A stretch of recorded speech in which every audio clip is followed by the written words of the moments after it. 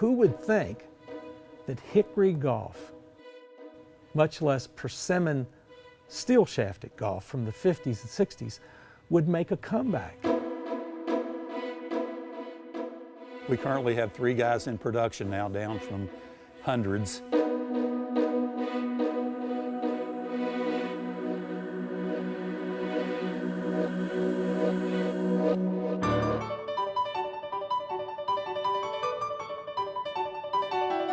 Steps making a persimmon wood. I don't know if we've actually counted them. I think it's either like 232 or 178 or something like that. And what they're talking about is every single operation, it could be over 200.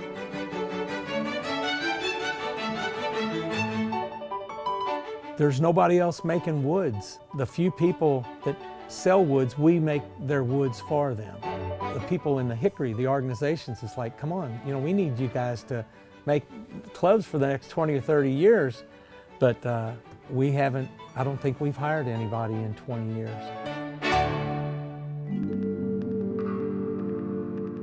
Louisville Golf is not just a place that you work. It's very personal. It's a bunch of family and friends that have a common goal, and we're all here trying to make the best golf clubs that can be made. The difference between our clubs and metal clubs would be like if you went and bought a suit off the rack, or if you went and had a suit made for you.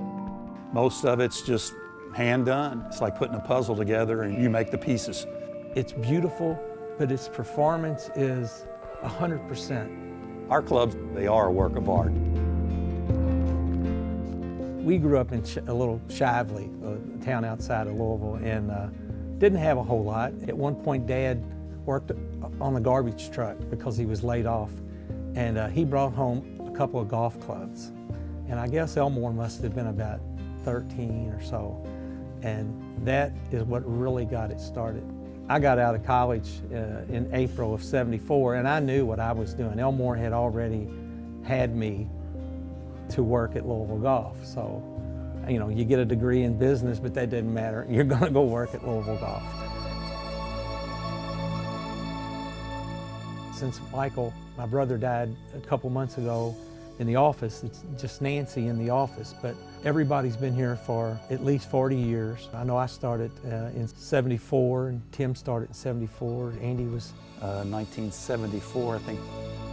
We just grew from making like 5 heads a day to, I think at our peak performance, we were doing 800 clubs a day. And I think I had 18 people under me in my department. And now I am that department and a few other departments, since we've pretty much scaled back a little bit because the persimmon industry kind of went away when the metal wood came in, but Elmore just persevered. He had a passion for the persimmon club, and here we are years later. And I've never played a metal wood, never have. Sorry about that. Never will.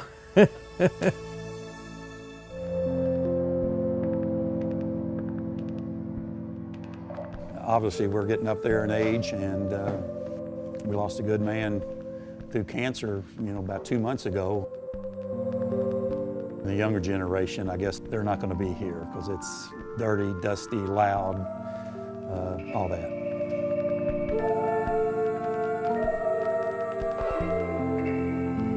I am a perfectionist, and I think we have that perfectionist attitude where every club, and I think about this when I'm boring or doing a part to a club, and I'm thinking, this is just one of many clubs, but for whoever buys it, it's his club. He wants it to be perfect. For somebody, it's going to be their special head, and it needs to be just right.